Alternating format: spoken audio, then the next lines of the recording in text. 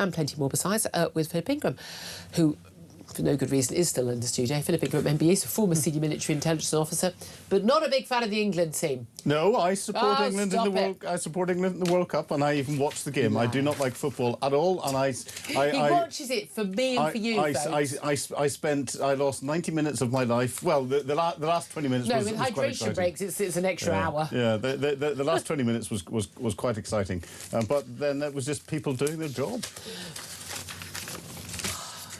Come on. Well, you know, it was great to see the captain stepping up and showing the other strikers what they were supposed to have done, and they didn't, and none of them did it. So he had to show them what to do. He does show what to do. Can I just ask about these local? He knows this desk is big, so I can't reach over and wallop him. Absolutely. They've got all these councils, like the obsessives. They got we want a Palestinian flag or a pride trans flag, but absolutely they're fine. Absolutely, people shouldn't put up their England flags or their Union flags because, of course, that's just horrible, bigoted, racist. But Cambridgeshire residents say restrictions on St George's and Union flags on lampposts are overkill. So there's Lib Dem Council, of course it is, in Cambridgeshire County Council. They said displays of patriotism were, quote, not appropriate, and that using ladders to put up the flags was reckless and could put lives at risk. This, by the way, even with a load of St George's flags going up, not just from the Raise the Colours movements, but for the World Cup. These people are mad. Oh, they're completely mad. But you know what's even more mad? They've been voted in by the good people of Cambridgeshire. Yeah, well, yeah, so, live with it. Live with it. That's democracy at work. You vote for it, that's what you get. Yeah, quite right, quite right. Look, let's talk about these gangs. It is extraordinary, and I do read the detail because it's important to know all the horrendous detail about these people so we know exactly who we're talking about. We're not talking about shoplifters here. A Rochdale grooming gang ringleader known as Daddy, I mean, makes you want to throw up, that does. Shabir Ahmed, 73 years old. He is due to be freed from prison today, which is very bizarre because he was convicted in 2012 of 30 counts of rape and sexual offences against girls, one of whom at least was 12 years old. 50 victims of these gangs, it is thought, in total. And he was convicted of numerous sentences. There was one was 19 and one was 22. They were the longest. So for some bizarre reason, we in this country don't make you serve those consecutively. You serve them concurrently. So you serve them all at the same time. And for some reason, we don't make people serve their full sentences. So he's coming out today. Pretty sure, and again, let's do the maths, 2026 minus 2012. It's definitely not 22 years. But he's going to be released despite the fact that he's Pakistani-born. He had dual nationality. He renounced his Pakistani nationality. I don't think we should allow him to do that. You came here from Pakistan, that's where you're from, full stop.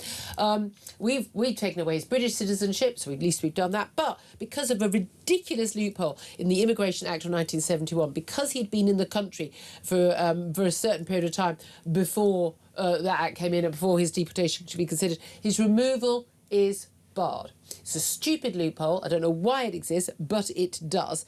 And Andy Burnham, interestingly, is one of those who's actually stepped up as a future Prime Minister to say that ministers do everything possible to deport him. Like everyone, he tweeted last night, I want this vile criminal out of the country. Victims must come first. I will ask the Home and Foreign Secretaries to review all possible options and they should consider nothing is off the table. I'd like to point out, though, two of his co-ringleaders in this Rochdale grooming gang of 9, they've also been stripped of their British citizenship and they have also not been taken back by Pakistan, and we believe that they are still in the country as well. I mean, this keeps on happening. But as we were just discussing, could change the law. They could change. Yeah, they could change it tomorrow. I mean, I'll guess.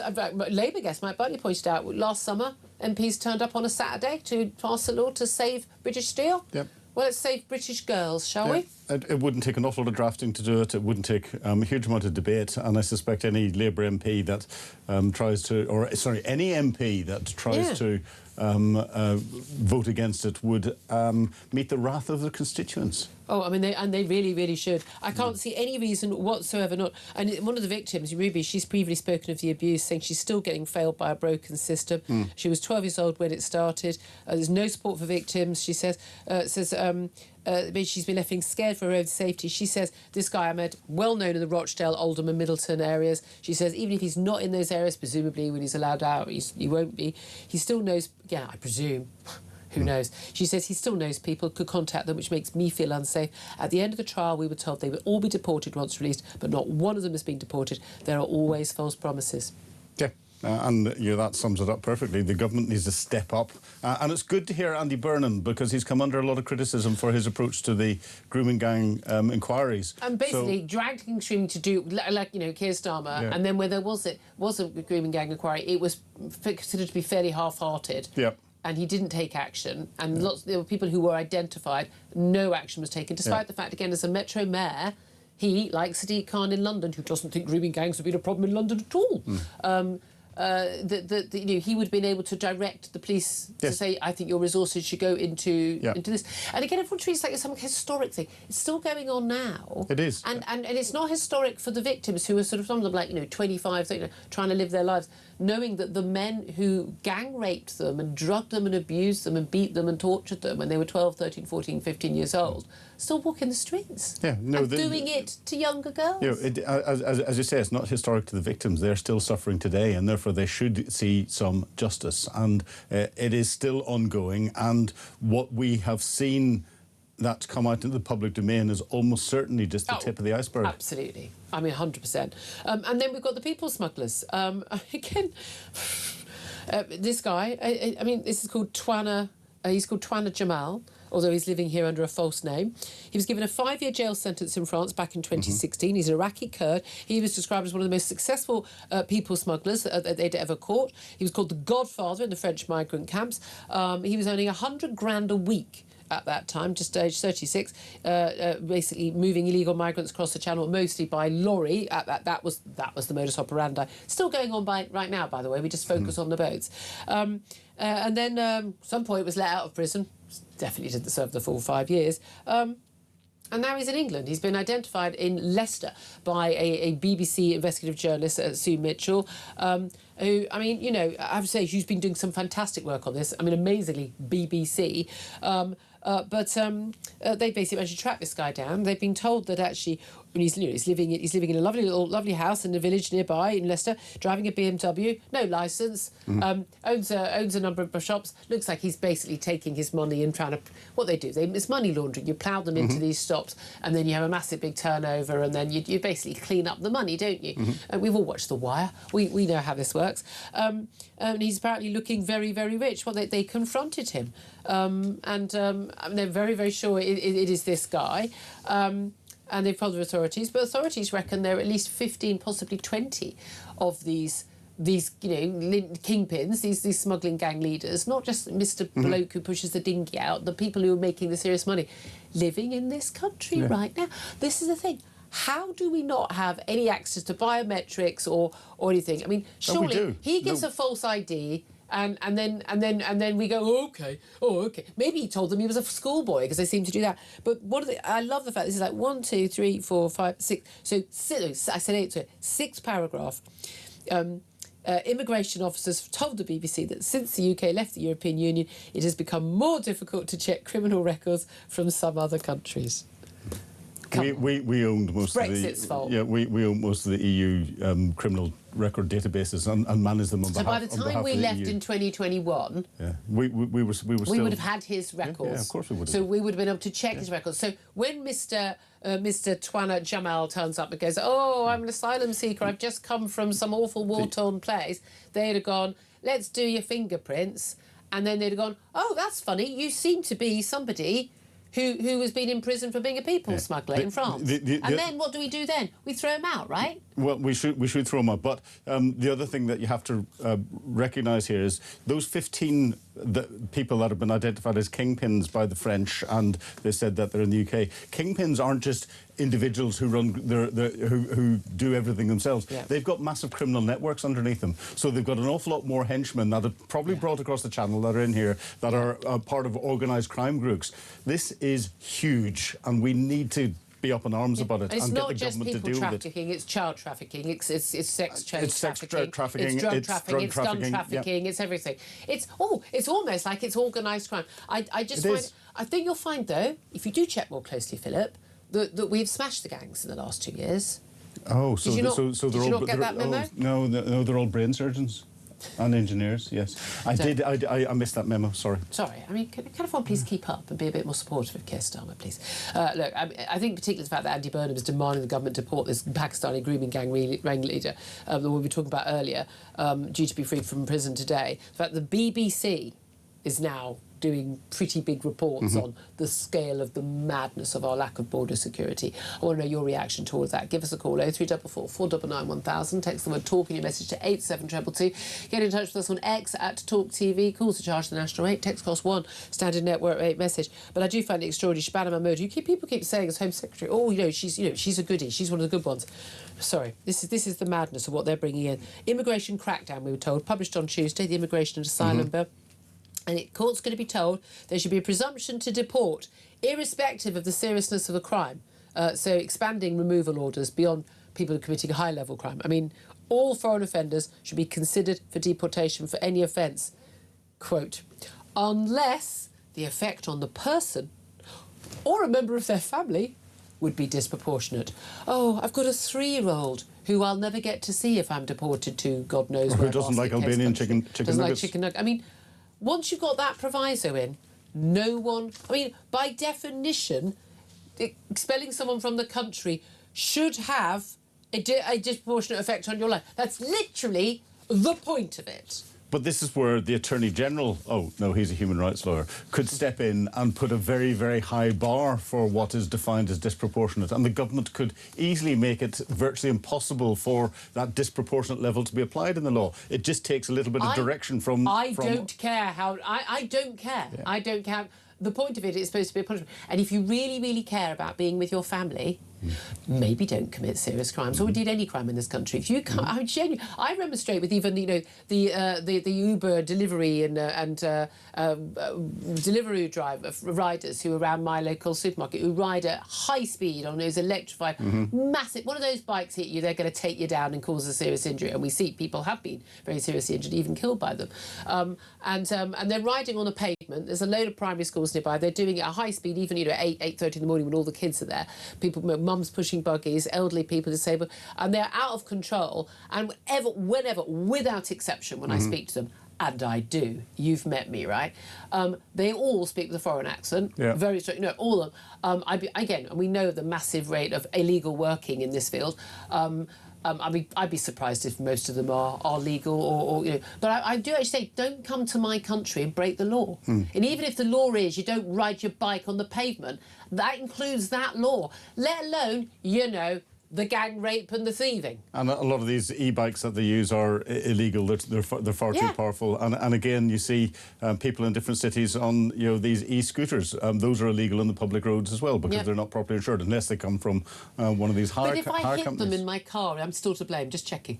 I don't aim at them, I'm just saying, I'm not quite sure how much I'm supposed to be giving people 2 metres leeway when they're on an illegal vehicle on the road. Yeah, you hit them, yes, they hit you, no, it's their fault. But then they're not insured and all the rest of it. Or identifiable. And identifiable, and they'll just sue you anyway for being racist. Just don't be on the road or on the pavement. Who knows? Maybe we should not run our entire country around having hordes of young people tearing around on uninsured, dangerous vehicles. Yeah, but our police are more occupied chasing people for tweets rather than illegal vehicles. I thought they were busy dealing with serious crime, like, people smuggling and gang rape. No, they're not doing that either. I digress. There's so much to talk about today. I think I get more angry when I've got a World Cup hangover. But I didn't think it was possible. This defence black hole, £5 billion not accounted for in the extra £15 billion uplift for defence spending.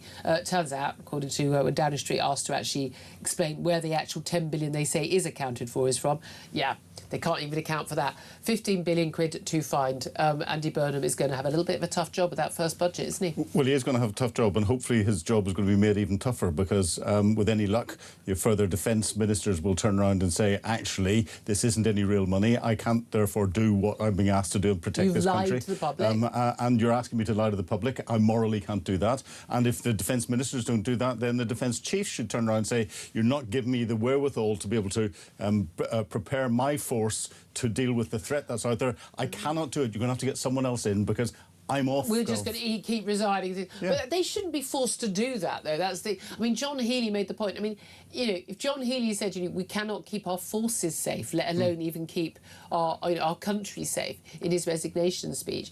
And it is bizarre. Dan Jarvis, who I certainly think is an honourable man. Yeah, he is. I know. Basically saying, Dan. He's got an extra $1.5 billion. He hasn't. There is realistically no extra money. They've made it up. And again, I think this is an act of treachery by the Prime Minister. If he thinks this is his legacy, it's a very apt legacy. You're all smoke, no mirrors. I mean, just smoke and mirrors. Sorry, he's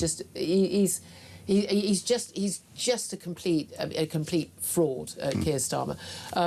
But I mean, we've got to find that money because we haven't got a choice. And especially when we're dealing with the stuff that's going on, like with Russia. Now, this expose from this secret dossier compiled by the former MI6 intelligence officer, this is Christopher Steele, he's the former head of MI6's Russia desk. He knows what he's talking about. He did that big dossier on Donald Trump, if we recall, that had a few choice claims about things that happened in the Moscow hotel rooms. Now, some of it, we're told, has been complete discountism, but he's now working, outside of MI6.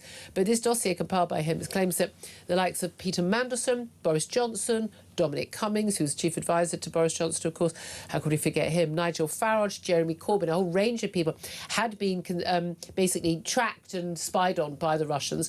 I think we would expect that they would do, senior political figures and influential people. But they described Lord Mandelson as a privileged contact. Now, as a former senior military intelligence officer, you explained in the last hour as well, what do we mean by that?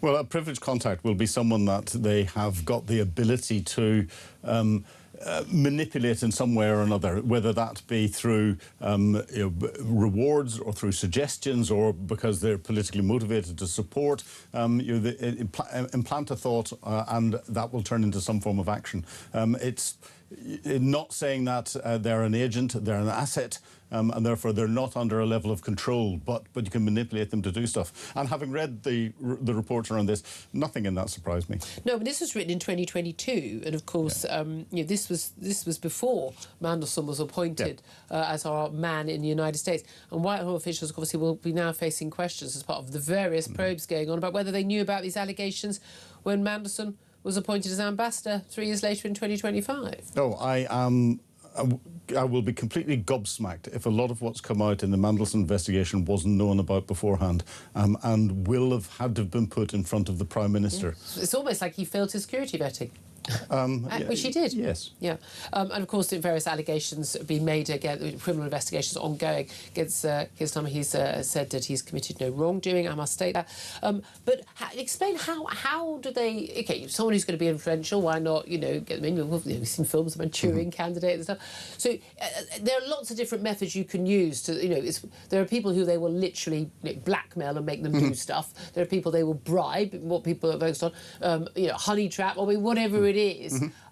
And what is the purpose of that? Is it to get them to do stuff to undermine the British state, pass on information? What is it that what is it they're trying to get, or what are they trying to influence? Well, there's so many different things that they're trying to do. With the likes of the position that Lord Mandelson would have been in advising policy decisions in the Labour Party as it's coming up and all the rest of it, it would be to suggest that maybe that's a better option than that whenever it's going through, and that option is more favourable to what Russia would want to do in longer term. But it'll all be little things. It'll be tiny little things over long periods of time, but they all add up to and China does the same, and Iran does the same. And we try and do the same elsewhere. Oh God, we do. It's age old. It's the second oldest profession. The tactics and techniques and procedures are exactly the same wherever they are. Some are controlled. Ours are controlled very carefully. Some aren't controlled. The Russians and the Chinese. Well, a caller earlier, Francis. I think it wasn't Francis. It was Peter. He was saying he doesn't understand why we worry about our defences, and why would Russia even bother using wasting a missile on us when they're completely able to undermine us any way they want by just entering the country illegally and staying here, or as we see with these sort of work. But also this other story, Vladimir Putin launched drones from his fleet of sanctioned oil tankers, these are the ones that are carrying out that oil around the world, which we're just doing nothing about, to spy on nuclear weapons in Britain. This is a claim from the International Institute for Strategic Studies. In a report, they say intelligence experts have claimed this, that drones exploited numerous gaps in NATO air defences during a sustained 15-month campaign by the Kremlin. Among them was RAF Lakenheath, a US base in Suffolk that's preparing to host nuclear bombs. Back in 24, drones breached its airspace. along with 3 other US sites. A sanctioned Russian tanker docked in Hull at the time has since been blamed for launching the drones. Bases across Europe also spied upon.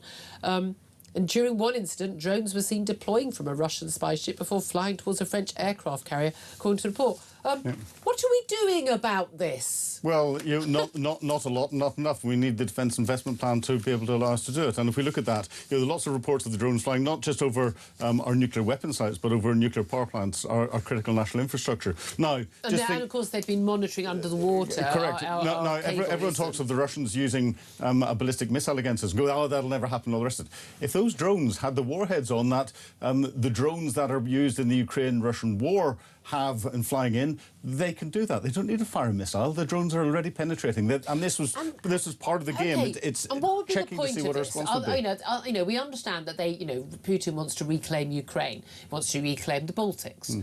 Probably Putin. I mean, it's not even just reclaiming the Soviet Union. It's the Russian Empire. That's he wants to go back to almost the Tsar's times. But where do we fit in there? Well, we fit in there because we're a permanent member of the Security Council of the United Nations. We're the 6th largest economy in the globe. We're a centre of financial excellence in the world through the City of London. We're not in Russia's good books. We're Five Eyes member. We're a member of NATO, and we're influential with the EU. We're important now. And therefore we're a focus. But these drones were also hitting Denmark, Germany, Sweden, but we're a focus and for the purpose of what? So if you undermine us, it's not about invading us. It's us. It's just the fact that we then will be less able to protect our allies. Yeah. Two purposes of the drones coming in. One is to test our intelligence gather capability, to test whether we can detect them, and our resolve and response, and detect our test our response. So it's intelligence gathering. The second thing is to send a message to say, hey, look, we can get in there. But why would they want us to know that? Because it's stirring the pot. It's like me in my World Cup commentary to you. I stir the pot. Vladimir Putin does exactly the same. He just doesn't use the World Cup. He's using drones and threats of explosives and all the rest of it. Basically got the KGB in here. That's what he's saying. Let's talk about Andy Burnham. Let's talk about Andy Burnham. Voters fear. Well, most voters in this poll for YouGov don't know answer, which I think is probably the right answer. 27% of voters say they fear he's going to govern in the interests of the North, and only 23% say in the interests of the whole country. All this focus on the North, which is I can understand. I mean, previously all Labour leaders have focused on the North London constituency of Islington. So I suppose that's a good thing. I mean, I've got no issue with more focus on our great northern cities and the Midlands and parts of the country that have been left behind. London's doing okay. We're doing okay. All transport links, all the jobs, the city money and everything. But a bit more focus there. But it doesn't have to be an either or, does it? No, it doesn't have to be an either or. It should be all-inclusive. But then Keir Starmer hasn't been all-inclusive both in his approach to governing what England needs, but also governing the United Kingdom. You look at Prime Minister's questions, and I measured it over a 6-month period. There were probably 4 questions on the other parts of the United Kingdom that he answered, and policies he brought out, as opposed to those from the totality. The one thing I disagree with is this number 10 of the North that he's opening up, because that's just a vanity project to allow him to work from home in Manchester. Yeah, it's going to cost us millions. Fortune. Yeah, I mean, it's just madness. And I just don't think, was he going to helicopter? I don't want government on the Avanti West Coast main line. Sorry, I really don't. Well, he'll just not get to London if he does that. Also, have you checked the Wi-Fi out on that train? It doesn't work. I do. I check it out every time I come up and down. It doesn't work. Exactly.